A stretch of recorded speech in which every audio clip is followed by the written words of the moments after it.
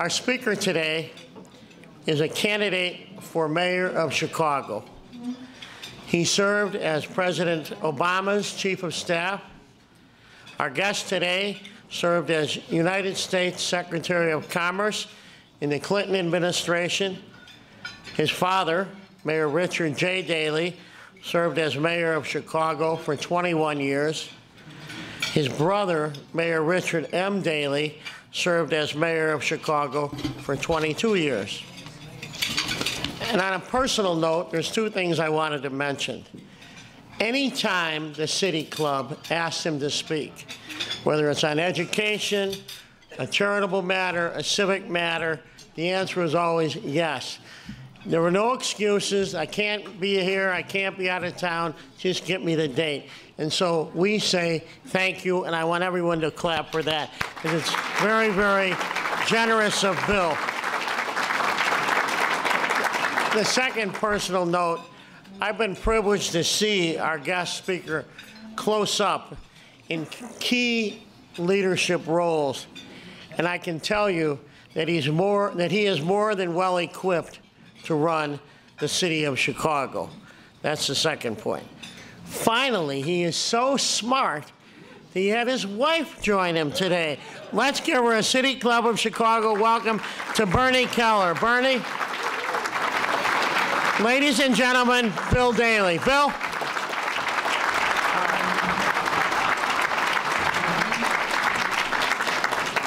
Thank you very much, Jay. I guess it would have been a bad sign if Bernie didn't come, but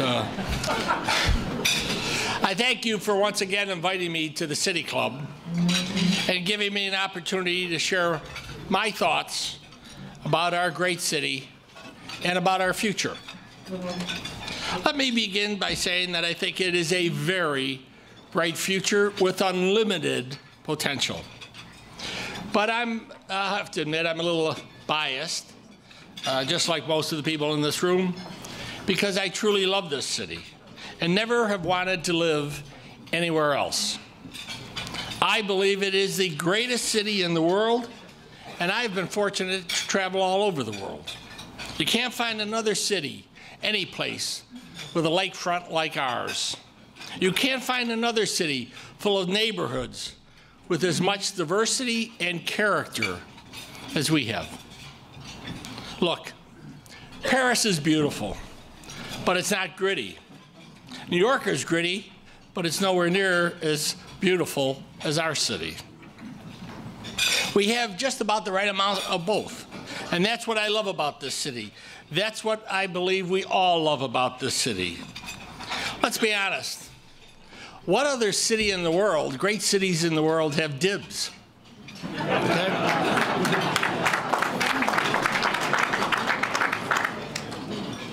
We're living in a special moment for our city. It is a moment of great promise and a moment of equal uncertainty. In this critical moment, one path could take us forward, and another path could lead us to drift and decline. While there is much to celebrate, there's a lot of frustration out there, disappointment, and even great anger. People are tired of excuses. They're giving up on our city just when we need them most. And there are troubling trends that could divide us both economically and socially. That is not acceptable. We cannot accept that success in one part of Chicago is good enough for all of Chicago.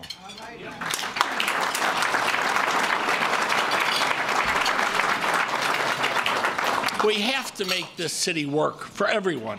We cannot be two cities. And unless we come together to address our problems, that is what we will become. On the positive side, we're gaining high-income people. It is adding to our tax base. We are attracting young entrepreneurs from all over the world.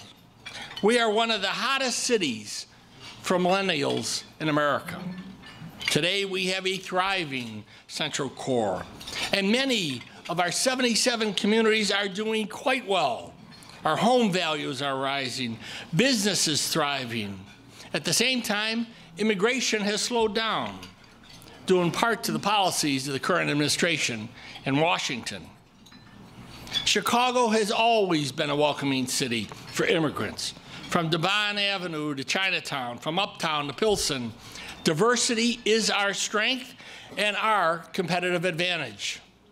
We celebrate our diversity, and we should work hard to maintain it.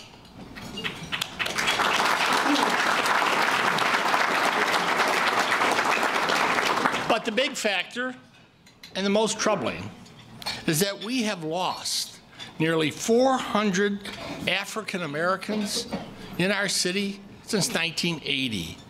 That's the size of the entire city of Cleveland, Ohio. Whole neighborhoods are emptying out. Some of this is to be expected.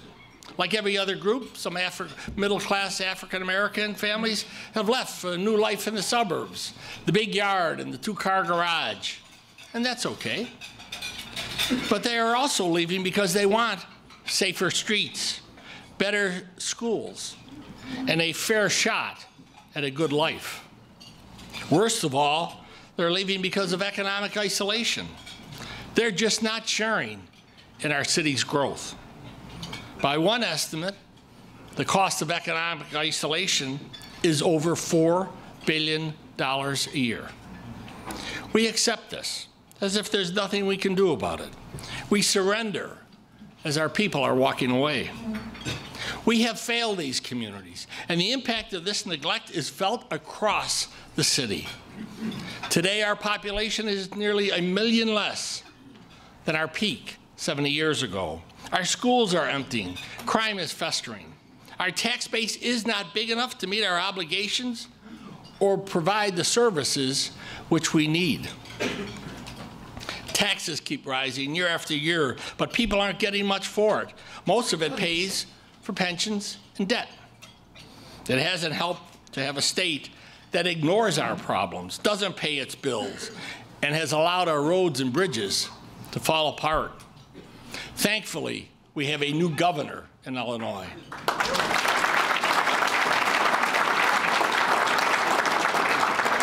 We also have one-party control of the entire state government, so there are no more excuses for inaction in Springfield.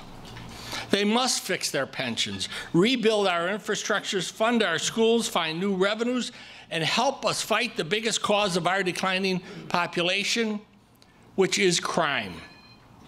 The economic and social costs of crime and violence impede our ability to invest and improve our quality of life across our city. Just 9 days ago, a domestic dispute turned violent and left 4 people dead.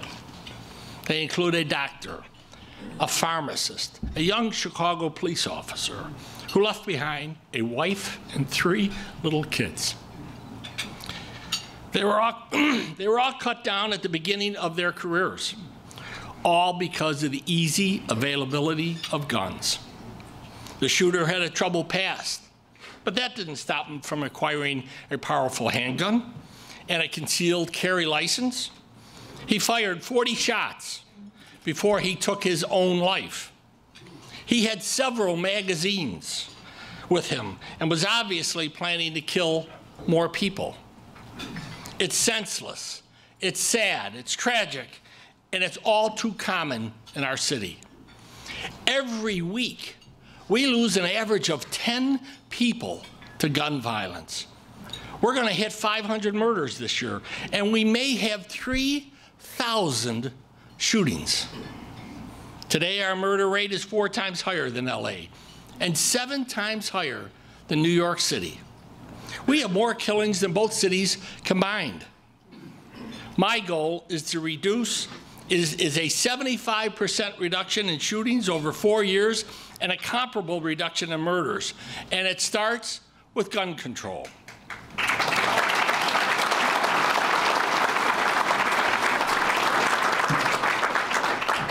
Every effort to stop the shootings has failed. From the local police to the county, to the state, to the feds, we seem to be unable to get guns away from people who should not have them. We could shut down the Dan Ryan, but we can't shut down the flow of illegal guns from Indiana or even from the gun shops in our suburbs. All right. It's a disgrace and it's a failure, and we must do everything possible to get guns off our streets. We need tougher laws. We need tougher sentencing and tougher regulations for gun dealers. Second, we need to focus on putting gangs out of business for good with better policing and more technology.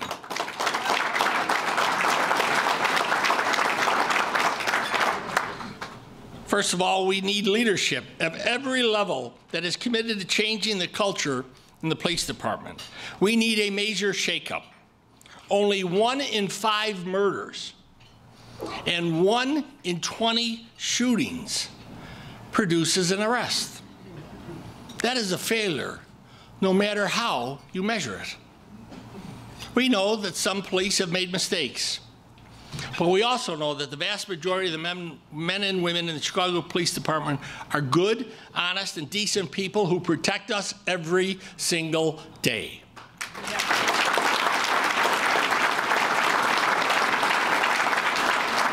We need to support them and give them the tools to do their job. We need a massive investment in training. It will help police deal with the tough situations, and it will build trust, which is vital between our people and our police. We need new technology, including cameras all over this city. And we need drones that bring information to police quicker. Our city has been slow to embrace proven strategies that have worked in other cities, like violence prevention, which is the third part of my plan. Police can't do it alone. They need partners in our communities, organizations that intervene in gang disputes, and organizations that help young people not only stay out of gangs, but provide them a better path to the future. I will commit $50 million a year for violence prevention. It has worked in New York. It has worked in New York, it has worked in LA, and it will work here. The second big factor driving people away from our city are schools. We've had 30 years of school reform in Chicago, and some people say we're now the fastest improving districts, one of the fastest improving districts in the country. Well, I don't want to spoil the party, but less than 1/3 of our students test at grade level. 1/3 of our students test at grade level. And just 1 in 5 CPS grads go on to complete college. If you ask public school parents in Chicago how they feel about the system, they'll just shake their heads. They might like their own school, but they're sick of the fight over money and arguments about charters and neighborhood schools and reformers versus unions and testing versus teaching. None of it matters to the parents. They just want their kids to get a good education. And the elephant in the room is the enrollment issue. Simply put, we have too many schools and not enough kids. All right. We have 150,000 empty seats, and enrollment is going to keep dropping as we keep losing people. Parents shouldn't have to send their kids halfway across the city to find a good school. It's partly a safety issue, but it's mostly about quality. Parents are desperate to find great schools. In the coming weeks, I will offer a plan to meet one simple goal: give every child more great options close to their homes. We need to stop arguing about education politics and focus on kids and teachers.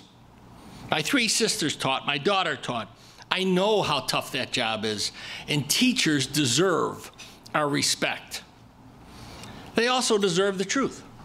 And the truth is, we won't have the money we need for our schools and for other investments until we figure out how to meet our obligations to our retirees. And that gets to the third big challenge. Our pension system is broken. We have $42 billion of pension debt at the local level. That works out to $35,000 for every household in the city. We cannot tax our way out without making Chicago unaffordable. We can't cut our way out without compromising our quality of life. We must find new revenues, and everything must be on the table. Marijuana, casinos, commuter taxes, real estate transfer taxes, and reforms to the system must all be on the table.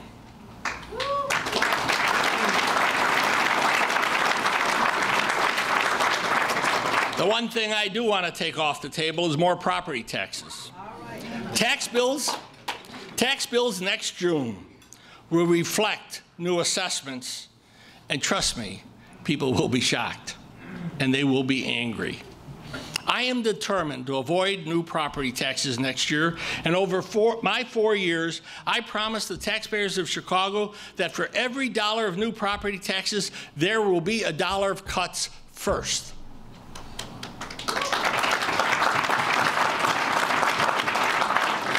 Our city government is way overdue for an overhaul. Every department will have to stop and rethink its core mission. Consider housing. Today, we have 20 different housing programs with 20 different rules, 20 different goals, 20 different funding streams. And yet, according to housing advocates, Chicago is 120,000 units short of what we need. We have whole neighborhoods of Chicago without any new affordable housing, even as the city creates more programs to address it. So yes, we will overhaul every agency of government with the objective to cut the waste and refocus the mission on serving our people. Government does not exist. Government does not exist for the insiders. That's the old way. The new way and the right way is to set goals and then hold people accountable to those goals. If existing programs work, great. If they don't, we will end them, because we do not have a dollar of taxpayers' money to waste. In the long run, we have to grow our way out of our financial problems. More people means more homeowners, more families, more children, more jobs, more business activity, and more revenues, and more of what makes Chicago special, which are safe, strong, and affordable neighborhoods.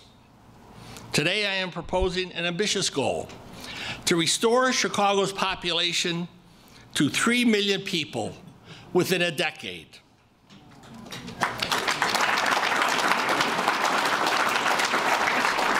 Step back for a minute. We were once 3.6 million people. Now we're 2.7. It's almost 1 million less. Fewer taxpayers, less businesses, fewer homeowners, sparser neighborhoods. The city has shrunk, but the government hasn't. And that's partly why we're in financial trouble every year.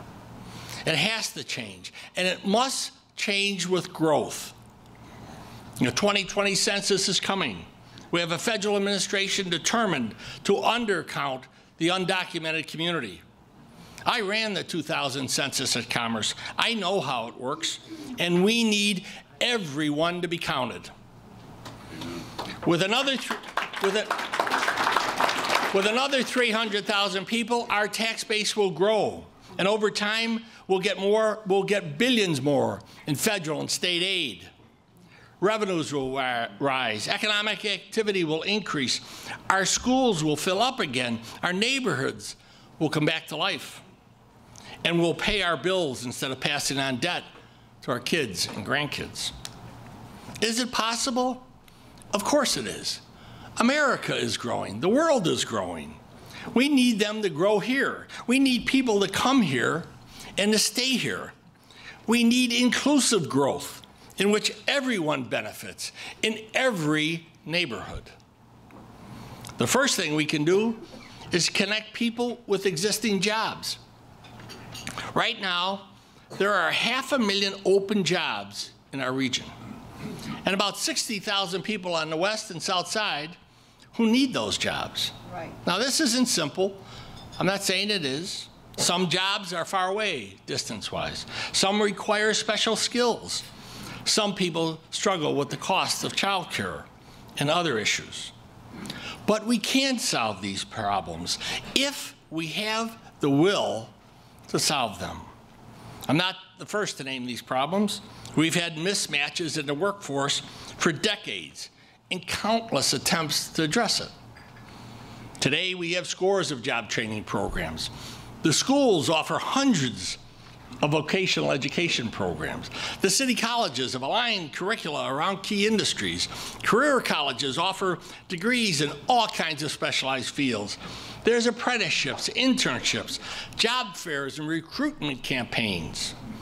And yet, despite all of these efforts, unemployment is 20 to 40% in some neighborhoods, and in some Chicago communities, 60% of young adults are unemployed, and that is a crisis.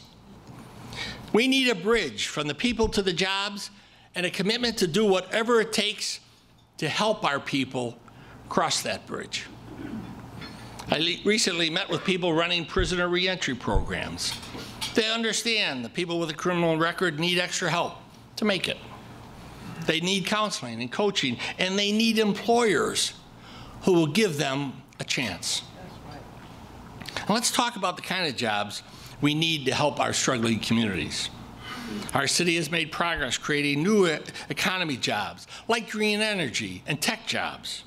Our schools should prepare young people for those jobs by teaching coding and other key skills.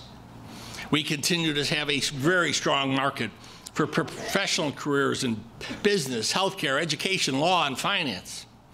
We've added something like 134,000 jobs downtown in the last 8 years. And I give Mayor Emanuel tremendous credit for that. He has been a great salesperson for our city.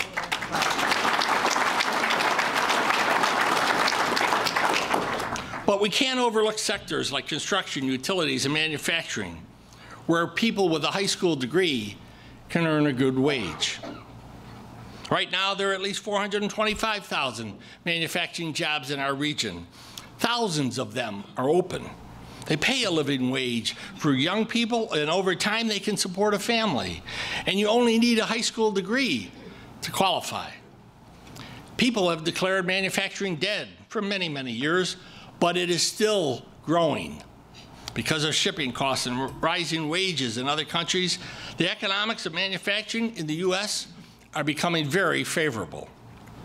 We should make Chicago the center of advanced manufacturing in America, producing products for strong local sectors like healthcare and transportation. We have a new rail car plant under construction on the southeast side with 170 jobs. These jobs can spur growth, lead to a career, and support families. We have many family-owned manufacturing jobs, manufacturing companies, in Chicago. Many of the people in this room run them and own them. They are desperate for employees. They're hiring kids right out of Austin High School. We cannot give up on them. There's an organization called M-Hub here in Chicago, and they're coming up with very creative new ideas to drive innovation in manufacturing. If we strengthen these core industries, we can rescue these neighborhoods. And once again, give people a job. We can help build wealth and put them on a path to home ownership. Making working families in Chicago earn enough to pay a mortgage. Many of them do that, but they don't have any money for a down payment. They have to keep renting. Therefore, they do not build wealth. We must help them. The next thing we need to do is coordinate better our public investments. Every public project, schools, parks, transit, roads, utilities, needs to support a community vision. We have capital programs and half a dozen different state and local agencies. They have to talk to each other. They must work together. We could target $1.5 billion in public projects to those communities over the next 4 years. And if we are strategic, We could turn $1.5 billion in public money into $5 or $6 billion in private money. And that's the real ball game. As a former banker, former commerce secretary, I spent my life in the business community. Government can be the catalyst, but it is not the answer. We need the private sector heavily involved. Start with small business. Give them a one-stop shop and access to capital. Get rid of the red tape and regulations. Give them city land, tax credits, and other funding sources. Provide expertise from our great business schools and from the corporate sector. We have the talent. Let's make it available to those who truly need it. Ultimately, we need to reach a tipping point in struggling neighborhoods so that the private sector feels confident to invest in those neighborhoods. We have a Department of Planning that does a good job of driving growth downtown. Let's refocus it on our neighborhoods. Clear out the rules and regulations. Help put the money to work. The money is out there. We have state and federal tax credits. We have money in the city, the neighborhood fund, the affordable housing fund, TIFs. Federal opportunity zones in Chicago could be worth $1.5 billion. New market tax credits could be another $50 million a year. Add it all up, public investments, private investments, tax credits, opportunity zones, and we could put $6 to $7 billion in struggling communities the next 4 years.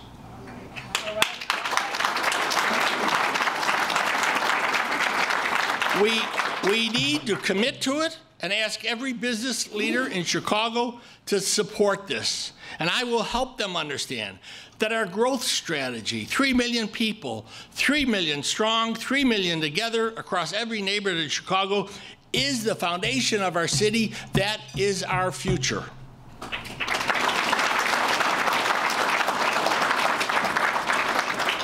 As I've said many times, I am running for mayor because I love this city. I want to see us grow. I spent the last 10 weeks in living rooms all across Chicago. I've talked with small business owners, with faith leaders. I've talked with parents. One person told me he's lost confidence in local government. He keeps hearing the same old promises from the same old politicians, but doesn't see results. I talked with a guy who spent time in prison. He has a job, but he can't get a mortgage because of mistakes he made years ago as a young man. I met a small business owner who thinks the city only cares about real estate. No matter what we say to him, that's what he believes. I met young parents who want to stay in their neighborhood, but they are worried about the quality of their local schools. If they have to pay for a private school, they're more likely to move to the suburbs. And I heard from a businessman who wants to reopen a factory on the southwest side and put people to work. He is ready to invest, but for some reason, the city is holding it up. And saddest of all, a few weeks ago, I met a mom who lost her son to gun violence. He sat with her as he cried. I sat with her as she cried and talked about him. He died at the age of 28, but she still calls him her baby. She said he wasn't an angel. She admits he made mistakes, but he was trying to turn his life around, and it even, at her encouragement, moved out of the city in their neighborhood. He came back just to pick something up at his mother's house when a bullet found him and took his life. Amazingly, she turned her grief and pain into action and has become a voice for gun safety, better policing, and justice for victims' families. That's the kind of courage and power we have in our neighborhoods. That's the kind of courage and power that defines our great city. We cannot fix our problems with incremental change. We cannot ignore problems and pretend everything is fine. We won't ease that mother's grief with just our thoughts and our prayers. We have to think big. We have to get bold. We have to set ambitious goals that stretch us. It's not good enough to get back down to 500 murders and declare victory. If we were as safe as New York City is, we'd have less than 100 murders. And we know one is even too many. It's not good enough to celebrate downtown development while our neighborhoods are emptying out. We need every neighborhood to grow. That's not good enough to get 1 in 5 kids through college. Every kid who wants to go should be prepared to go and succeed. In a nation that's growing, in a world that's growing, we cannot stand still. To make this city the best place to live, work, and raise a family, we need to make it our collective goal to be a city of 3 million people. That's 30,000 more people each year for the next 10 years. That is achievable.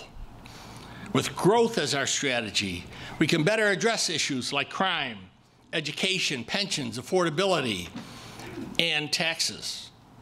We can extend opportunity to every community. We can make good on our promise to ourselves and to our children. Our problems are not bigger than us. We've faced tough times before. We have always risen to the challenge. I believe in Chicago, as do all of you. I have lived here my whole life. My wife and I, my children and our grandchildren are here. And I want exactly what every other parent wants, a better life for their kids and their grandkids. This is our moment. This is our chance to fulfill our destiny as a proud, diverse, livable, thriving, growing city of neighborhoods. That is who we are. That's why we're so special. That's why I love Chicago, and that's why I am running to be mayor of the greatest city on earth. Thank you very much.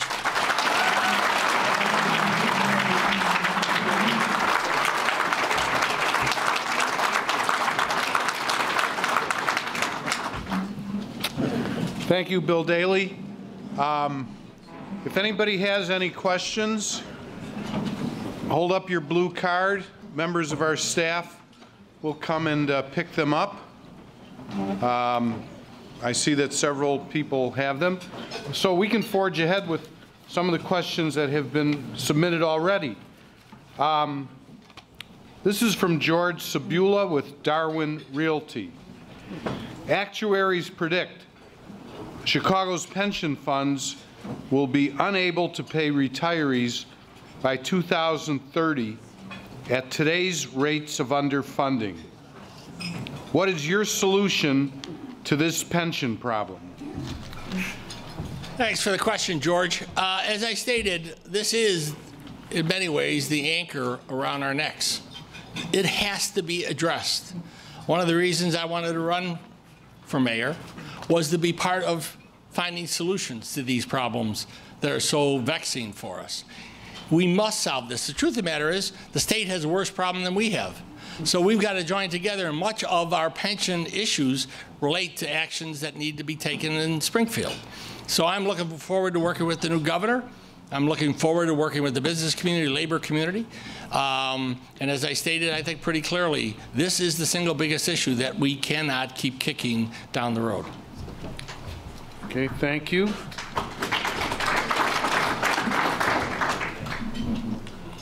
Great. This is from Christine Flynn. Christine, where are you? Right over there with Loyola University of Chicago. Your alma mater, I believe. Mm-hmm. Okay.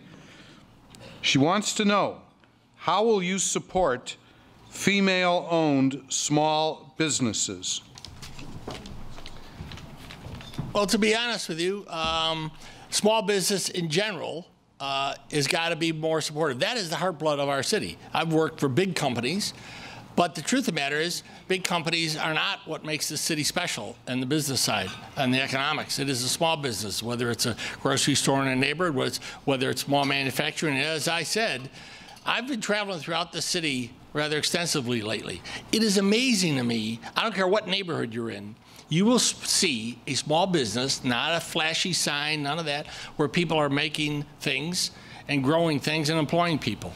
On the female-owned small businesses specifically, I think I've got to look at what programs are out there, what's really working. It's kind of what I talked about in overall looking at the government. You've got to look at all these programs, and there are seemingly hundreds of programs on all sorts of things. Do they really work?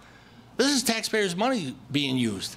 So let's maybe skinny down the number of programs to help female-owned businesses and make the ones be more effective, because maybe inherent in your question is that it isn't working really well right now. Okay, we have a lot of good questions here, very tough ones too. This is from Josephine Wade. Josephine, where are you? Right there. Nope. Nope. Okay. Well, she's somewhere out in this vast throng of thousands. The question is, will you look into bonding the Chicago police? For instance, requiring CPD members to self-bond to cover the costs of their, and I'll put this in quotations, bad behaviors. To be honest with you, I don't think the bonding is the answer. I think the answer is to have better training and better police actions, and give them and weed out the bad actors, of which we've been pretty obvious over the last number of years that there are a number of them. Overall, as I said, I do believe that the vast majority of the men and women of the police department do a good job, and they go out every day to do that. But I think the leadership of the police department has to be responsible for the actions of their members, and I do believe better training will fundamentally change a lot of the ways that have gone wrong in the police department. Okay, I'm going to combine these two questions. They deal with education. Gregory White, where are you, Greg? Back there, down the right field line. And Mark Weiermuller. Mark, where are you sitting today? Okay. By the way, he's a fellow St. Ignatius graduate. Okay. Their question is, what's your vision for CPS? What's your view of charter schools? And with declining enrollment at CPS, why does the school budget and property taxes continue to increase? Look at charter. There are good charters and there are bad charters. I think the fight over good and bad, first of all, I think we ought to not see any new schools, charter or regular schools, until we get a handle on this enrollment problem. We cannot afford to have a system that's 150,000 empty seats in that. We don't have 624 great principals for each school, and it takes a great principal. So we've got to get real and look at the system and look at what is the goal of this, whatever changes you want to make. My goal will be, as I stated in my speech, better schools in neighborhoods, to make sure we have at least one, if not multiple, level 1 schools, and not a whole bunch of schools with empty seats. There's 60,000 empty seats in level 1 schools, which are some of the best schools in the city. You know, so I think we have to set a goal. We have to work with the communities. Can't top down this stuff, okay? But say, let's come to a common goal. My goal would be better schools in the neighborhoods, so you don't have these kids. I think it's 30% of grammar schoolers travel outside their neighborhoods to another school. Some of these kids are really little. I see them waiting for a bus or getting on the L. I think it's 60% or more of high school kids go outside their neighborhoods. They're going for quality. We've got to bring that quality back into their neighborhoods.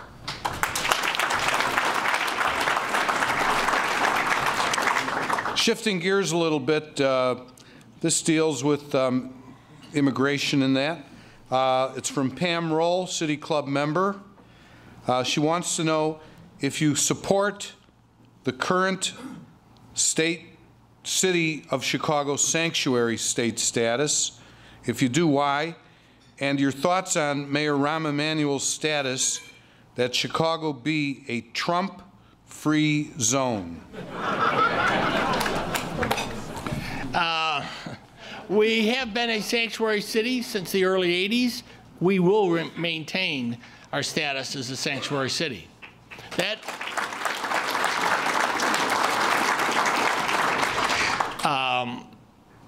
It is vital to the future of this city that we continue to attract people from around the world. As I said, that's what makes us unique.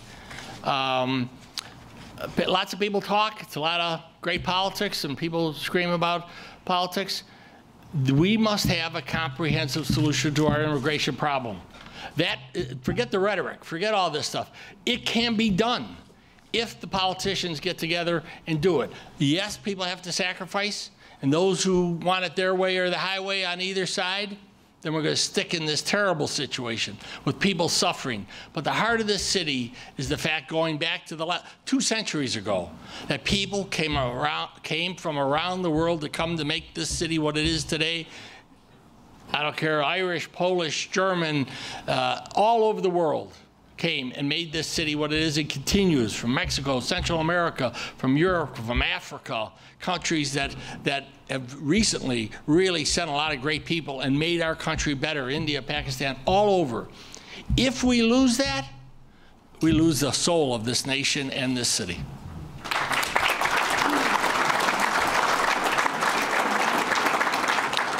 Okay. Since there have been several Daleys already as mayor, you know that you're going to get this question. How would a Bill Daley mayor, by the way, it's from Graham Grady, graduate of Von Steuben High School over there. How would a Bill Daley mayor be similar to or different than a Rich Daley or a Richard J. Daley mayor? Well, if you come from a family with any more than one person, people are different, okay? You cannot lump anyone, any family each is the same. I'm very proud of my family, but I've had a different career, and I think I'm laying out different proposals in this campaign so far, and I will going forward. This is the 21st century. We're almost a quarter into the 21st century, okay? Things have to be done differently. We have to celebrate that which has worked. But on the other hand, we've got to look at what has not and change our ways going forward. That's what my campaign's about. It's not about looking backward. It's about looking forward, because this city's future is ahead of us.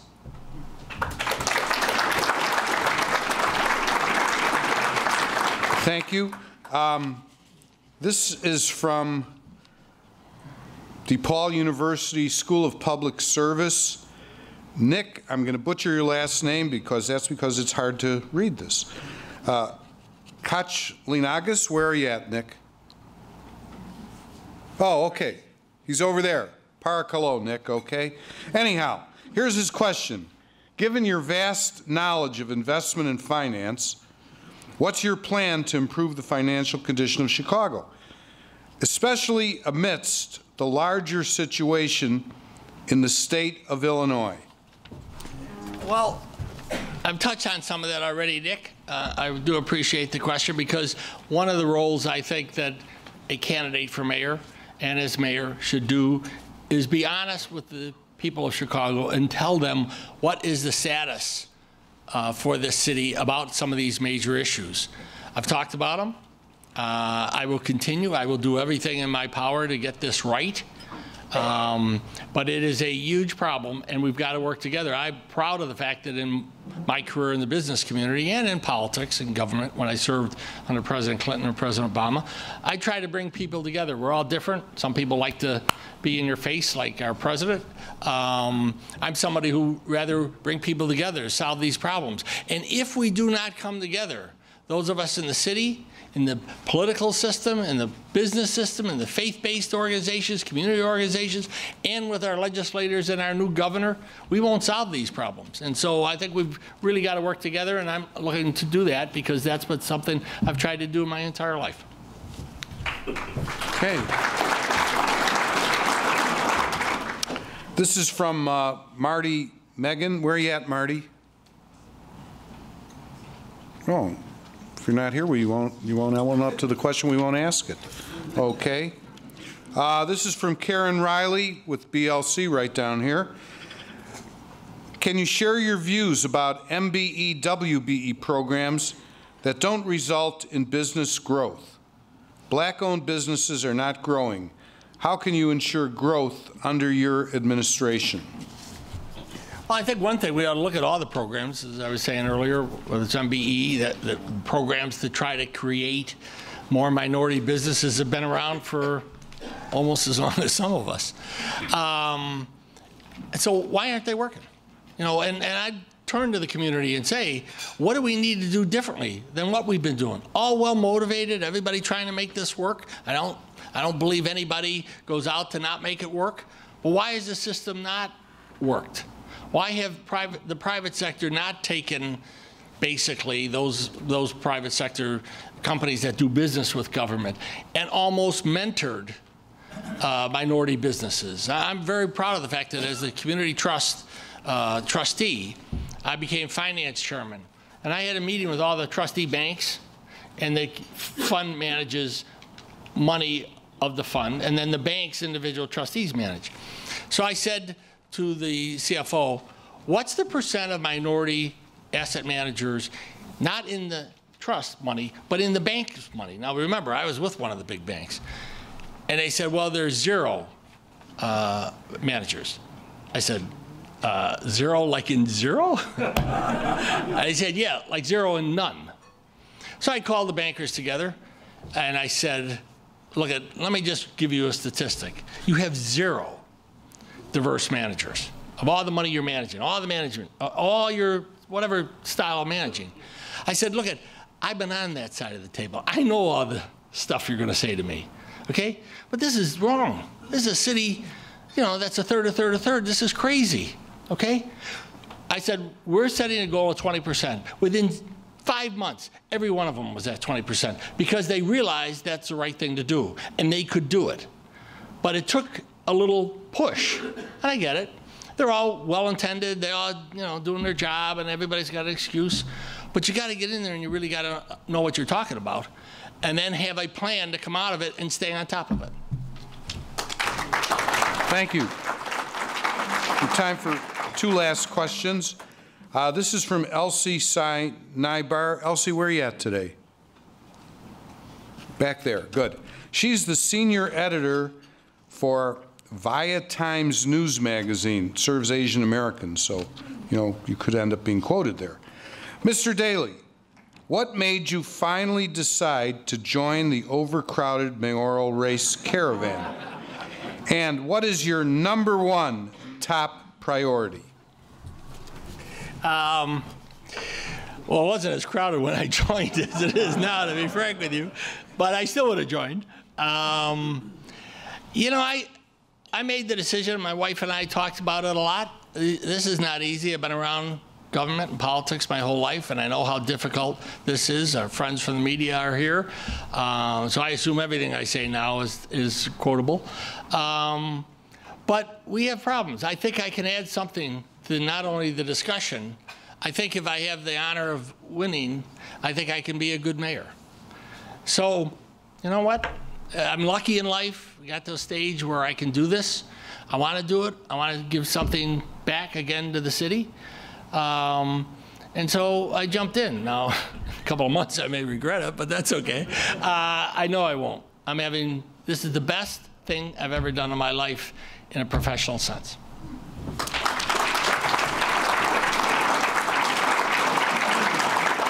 Okay, last question. This is from Ray Asher, City Club member. Ray, where are you at? Back there, okay. He's with the Little Heroes Pediatric Cancer Research Foundation.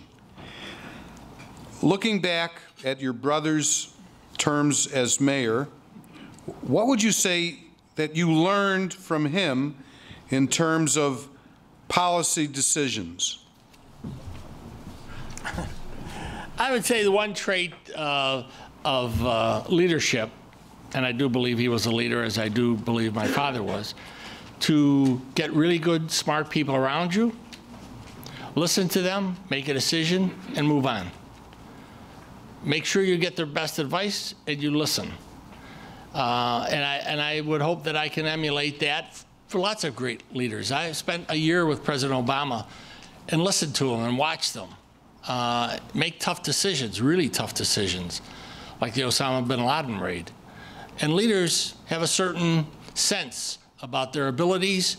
They're not, you know, blowhards by any stretch. Good leaders, they get good advice. They're kind to people, and they make a decision on behalf of the majority of the people and move on. So I think that's what I've learned most from both of them, and lots of other leaders.